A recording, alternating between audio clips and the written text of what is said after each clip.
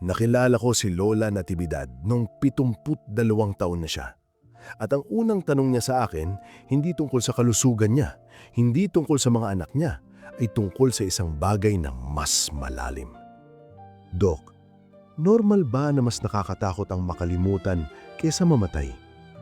Hindi ko siya naintindihan agad, kaya nagtanong ako, Lola, sino ang makakalimutan sa inyo? At ang sagot niya, ang sagot na yon ay ang simula ng kwentong ito. Ang mga apo ko, takot akong mamatay na hindi na nila ako kilala. Ngayon, sasabihin ko sa iyo ang kwento ni Lola Natividad. Ang kwentong ito ay tungkol sa isang bagay na alam ng bawat lola at lolo pero ayaw tanungin ng malakas. Ang tanong na ito, paano kung ang mga apo na inaalagaan mo, na minamahal mo, na binigyan mo ng buong puso mo, ay makalimutan ka bago ka pa man mamatay? Ito ay kwento ng pagmamahal, ng pag-asa, ng sakit at sa huli, ng katotohanong hindi mo inaasahan. Babala, ito ay magiging masakit kasi baka makita mo ang sarili mo, baka nararamdaman mo na rin ito ngayon, pero mas masakit ang hindi maintindihan kung bakit. Kaya makinig ka. Bahagi una, ang simula ng lahat. Si Lola Natividad ay naging lola nung 66 na siya. Ang panganay na anak niya, si Carlo, ay nanganak ng unang apo, isang batang babae. Pinangalanan si Althea. At nung hawakan ni Lola Natividad ang batang iyon sa bisik niya, naramdaman niya ang bagay na hindi niya naramdaman mula nung ipanganak ang sarili niyang anak. Ang pag-ibig na walang kondisyon, ang pag-asa na bago. Sabi niya sa sarili niya, ito na. Ito ang dahilan kung bakit ako umabot dito. At sa loob ng 5 taon, naging mundo niya si Althea. Nung bata pa si Althea, 1 taon, 2 taon, 3 taon, nakatira sila sa iisang bubong. Ang nanay ni Althea ay nagtatrabaho, ang tatay ay nagtatrabaho. At si Lola Natividad, siya ang nag-aalaga. Siya ang nagpapakain, siya ang nagpapatulog. Siya ang unang taong nakikita ni Althea sa umaga at ang huling taong nakikita niya bago matulog. Ang unang salita ni Lola, Lola. Ang unang lakad ni Althea, papunta kay Lola. Ang unang tawa ni Althea, dahil kay Lola. At sa 5 taon na yon, si Lola Natividad ay hindi nag-iisa. May purpose siya, may mundo siya, may dahilan siya. Pero sa likod ng lahat ng iyon, may konting takot na nagsisimula. Takot na hindi niya pa naiintindihan noon. Takot na sa huli ay magiging totoo. Bahagi 2. Ang pagbabago. Nung 4 na taon na si Althea, may oportunidad ang tatay niya. Trabaho sa Dubai, malaking sweldo, pero kailangan nilang lumipat buong pamilya. At nung sinabi nila kay Lola Natividad, parang bumagsak ang mundo niya. Lola, dadalhin namin si Althea sa Dubai. 1 year lang, para sa future niya. 1 year, pero sa loob ng loob ni Lola Natividad, alam niya. 1 year ay hindi 1 year. 1 year ay magiging 2, magiging 3, magiging permanente. At tama siya. Noong umalis si Althea, 5 na siya noon, umiiyak si Lola. Pero sinabi niya, okay lang, para sa future niya. Ang sabi ng anak niya, Lola, mag-video call tayo every week. Makikita mo pa rin si Althea. At sa simula, totoo yun. Every Sunday may video call. At nakikita ni Lola Natividad si Althea. Tumatawa, kumakaway, nagsasabing, I miss you, Lola. Pero unti-unti, nagbabago. Ang every week, naging 2 weeks. Ang 2 weeks, naging once a month. At ang once a month, may mga buwan na wala. At kapag may video call, napapansin ni Lola Natividad, ang Tagalog ni Althea ay nagfe-feed. Ang kumusta po Lola ay naging, Hi Lola. Ang namimiss kita ay naging, I miss you. At mas lumalaki si Althea, mas lumalayo ang boses, mas lumalayo ang mukha, mas lumalayo ang puso. Bahagi 3. Ang unang balikbayan. 6 na taon nang lumipas, si Althea ay 11 taon na at bumalik sila sa Pilipinas. Balikbayan, 2 linggo lang. At si Lola Natividad, nag-prepare siya ng 3 buwan. Nagluto ng lahat ng paborito ni Althea, bumili ng regalo, nag-ayos ng kwarto. Nung dumating sila sa airport, tumakbo si Lola, 70 anyos na pero tumakbo pa rin para yakapin si Althea. Pero nung yakapin niya, may kakaiba. Ang yakap ni Althea ay stiff, hindi yung yakap ng dating Althea, yung yakap na ginagawa mo dahil sinabi ng nanay mo na yumakap ka kay Lola. At ang 2 linggo na yon, ito ang napansin ni Lola Natividad. Si Althea ay mas komportable na mag-English kaysa mag-Tagalog. Ang mga kwento niya ay tungkol sa Dubai. Ang mga kaibigan niya ay doon. Ang buhay niya ay doon. At si Lola Natividad naging background lang, naging dekorasyon sa bahay kung saan nagstay si Althea. May isang gabi, nag-dinner sila. At sinubukan ni Lola Natividad na mag-connect. Althea, naaalala mo ba nung baby ka pa? Ako ang nag-aalaga sa iyo. Ako ang nagpapakain. Ako ang... Pero si Althea ay nakatingin lang sa cellphone, hindi nakikinig. At ang nanay ni Althea ay sabi, Althea, listen to Lola. At ang sagot ni Althea, sorry Lola. Pero ang mata niya ay bumalik agad sa screen. At sa gabing iyon, nag-isa sa kwarto, umiyak si Lola Natividad. Hindi dahil sa galit, kundi dahil sa realisasyon. Nakalimutan na niya ako.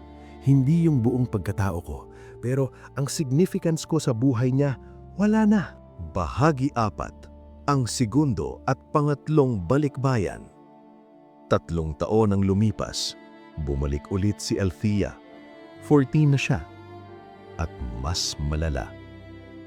Ang stay nila ay 1 linggo lang, at sa 1 linggong iyon, 2 beses lang nakausap ni Lola Natividad si Althea ng maayos.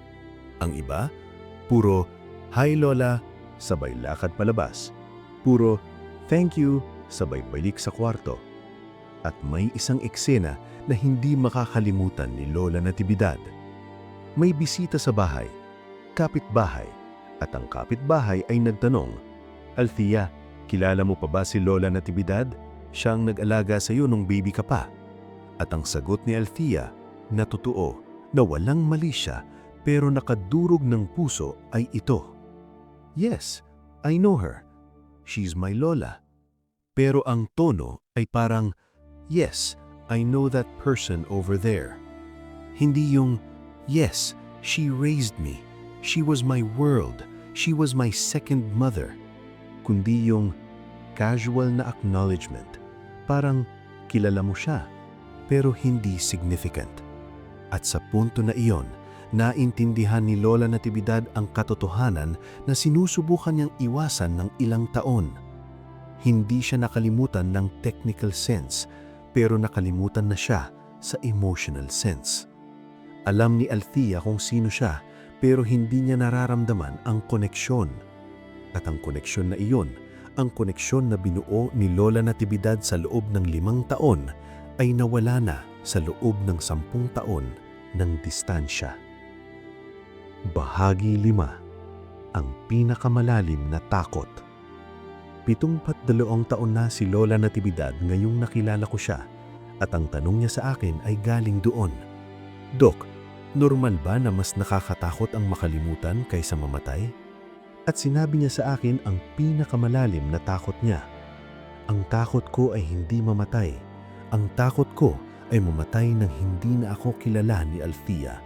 Mamatay na parang stranger. Mamatay na ang alaala niya sa akin ay yung matandang babae na nakita niya minsan sa Pilipinas.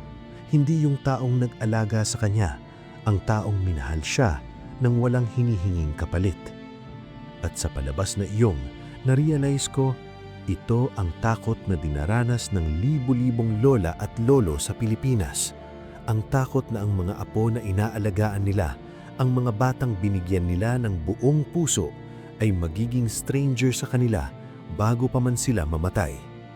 Hindi dahil masama ang mga apo, hindi dahil walang pag-ibig, kundi dahil ang distansya, geographic, kultural, temporal, ay mas malakas kaysa sa memories ng pagkabata. Bahagi 6. Ang realisasyon. Noong mga buwan pagkatapos ng pag-uusap namin, nag-isip si Lola Natividad at na-realize niya ang 2 katotohanan na masakit pero kailangan niyang tanggapin. Una, ang bata ay walang utang na ulo at natural iyon. Ang bata na 3 taon ay hindi nag-iisip ng nag-alaga si lola sa akin kaya dapat mahalin ko siya forever. Ang bata ay namumuhay sa present at kapag lumipat ang present, lumipat din ang focus. At si Althea na lumaki sa Dubai na ang buhay ay doon, ang mga kaibigan ay doon, ang kultura ay doon, ay natural na ang Pilipinas ay naging homeland ng magulang ko, hindi home ko. At si Lola Natividad, parte siya ng homeland na iyon pero hindi parte ng home. Pangalawa, ang mistake ni Lola Natividad ay hindi ang pag-alaga kay Althea. Ang mistake niya ay ang paggawa kay Althea ng mundo niya. Sa 5 taon na nag-alaga siya, ang buong purpose niya ay si Althea. Ang buong araw niya ay si Althea. Ang buong pag-asa niya ay si Althea. At noong umalis si Althea, umalis din ang mundo niya. At ang pain na nararamdaman niya ngayon ay hindi dahil sa pagbabago ni Althea, kundi dahil sa kakulangan ng sariling mundo ni Lola Natividad bukod kay Althea. Bahagi 7. Ang bagong simula. Nang tanggapin ni Lola Natividad ang 2 katotohanang iyon, isang bagay ang nangyari. Hindi siya naging bitter, hindi siya naging galit, naging malungkot siya. Oo, pero hindi devastated kasi naintindihan niya ang pagmamahal niya kay Althea ay totoo, pero ang expectation niya na magbabalik ang pagmamahal na iyon sa parehong intensity ay unrealistic. At sa halip na mag-focus sa nawala, nag-focus siya sa mayroon. 72 taon na siya. May mga taon pa, may buhay pa, may kakayahan pa. Kaya ginawa niya ang bagay na dapat niyang ginawa 10 taon na ang lumipas. Nag-invest siya sa sarili niyang mundo. Nag-join siya ng senior citizens group sa barangay. Nag-start ng maliit na garden. Nag-reconnect siya sa mga dating kaibigan na nag-fade dahil ang lahat ng oras niya noon ay kay Althea. At unti-unti, may buhay siya ulit. Hindi dahil si Althea ay bumalik, kundi dahil hindi na siya dependent kay Althea para sa purpose. Bahagi 7. Ang pangatlong katotohanan. Isang araw, habang nag-uusap kami, sinabi ni Lola Natividad ang isang bagay na hindi ko makakalimutan. Dok, na-realize ko, ang takot kong makalimutan ni Althea, ang takot na iyon ay hindi tungkol kay Althea. Tungkol iyon sa akin. Ang takot ko ay hindi lang na makalimutan niya ako. Ang takot ko ay kapag nakalimutan niya ako, wala na akong patunay na may significance ang buhay ko. Kasi si Althea, siya ang pinaka-proud achievement ko. Siya ang pinakamagandang legacy ko. At kapag nakalimutan niya ako, parang nawala ang legacy na iyon. At doon ko naintindihan ang pinakamalalim na layer ng takot na ito. Ang takot na makalimutan ay hindi lang takot sa relationship loss. Ito ay takot sa existential erasure. Takot na ang buhay mo ay walang lasting impact.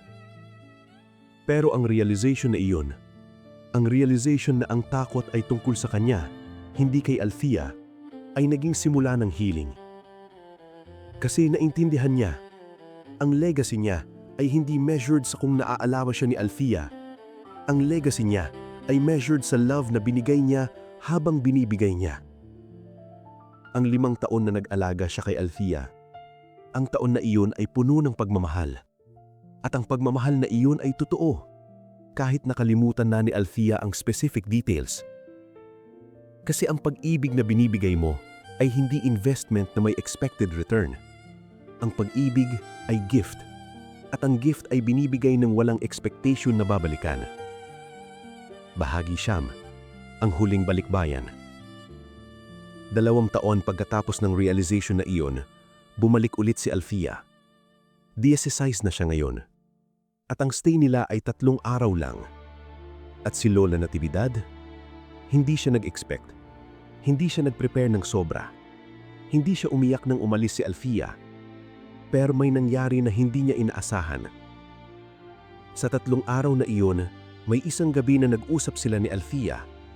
Hindi dahil pinilit, kundi dahil si Althea mismo ang lumapit. At sinabi ni Althea ang isang bagay.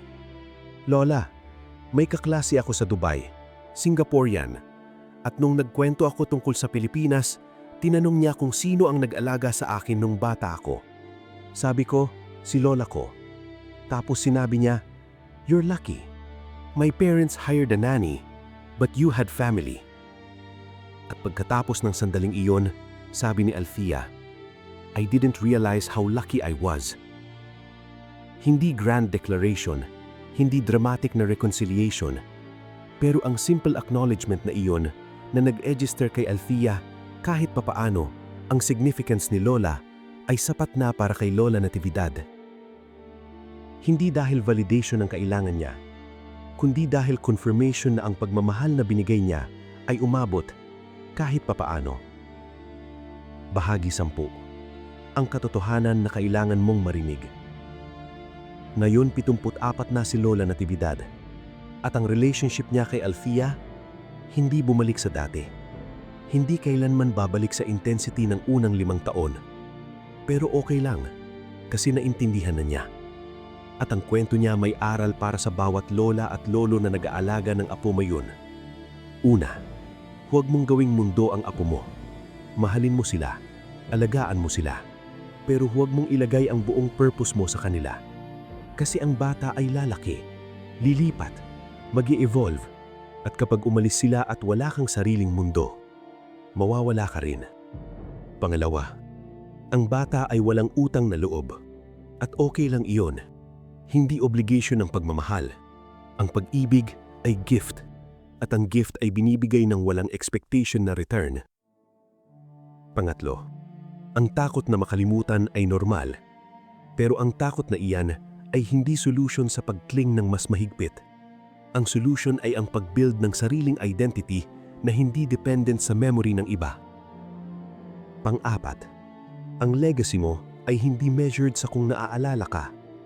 Ang legacy mo ay measured sa love na binigay mo.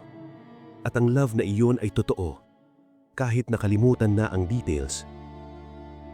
Bahagi 11. Ang mensahe para sa iyo. Kung ikaw ay lola o lolo na nag-aalaga ng apo ngayon at nag-aalala ka na kapag lumaki sila ay makakalimutan ka, marinig mo ito. Ang takot mo ay valid. Ang takot mo ay totoo. Kasi malamang, hindi nila maaalala ang lahat. Hindi nila maaalala ang sleepless nights mo. Hindi nila maaalala ang pag-aalaga mo kapag may sakit sila. Hindi nila maaalala ang exact na paraan kung paano mo silang minahal. Pero alam mo kung ano ang maaalala nila? Ang feeling. Ang pakiramdam na minahal sila. Ang pakiramdam na may taong nag-aalaga. Ang pakiramdam na safe sila. At ang feeling na iyon na kahit hindi nila ma-articulate, kahit hindi nila ma-explain, ay mananatili. Hindi sa memorya, pero sa puso. At iyon ay sapat na. Huwag mong gawing burden ng sarili mo sa pag-worry na makakalimutan ka. Kasi ang worry na iyan ay nakakawala sa present. Nakakawala sa joy ng pag-aalaga ngayon. Alagaan mo sila ngayon. Mahalin mo sila ngayon. Pero huwag mong gawing insurance ang love na iyon. Huwag mong gawing investment na may expected return. Kasi ang tunay na pagmamahal ay walang expectation. Ang tunay na pagmamahal ay binibigay dahil gusto mong magbigay, hindi dahil umaasa ka ng balik. Bahagi 12. Ang huling salita. Si Lola Natividad ay buhay pa hanggang ngayon. 74 na siya. At si Althea, nasa Dubai pa rin. 18 na. At ang communication nila, once or twice a year, birthday, Christmas. Pero si Lola Natividad, hindi na umiiyak, hindi na nag-aantay, hindi na nag-i-expect. Kasi may sarili na siyang buhay, may sarili siyang purpose, may sarili siyang mundo. At ang mundo na iyon, ang mundo na binuo niya sa sarili niya, para sa sarili niya, ay ang mundo na walang makakaagaw sa kanya, kahit makalimutan siya ng sino man.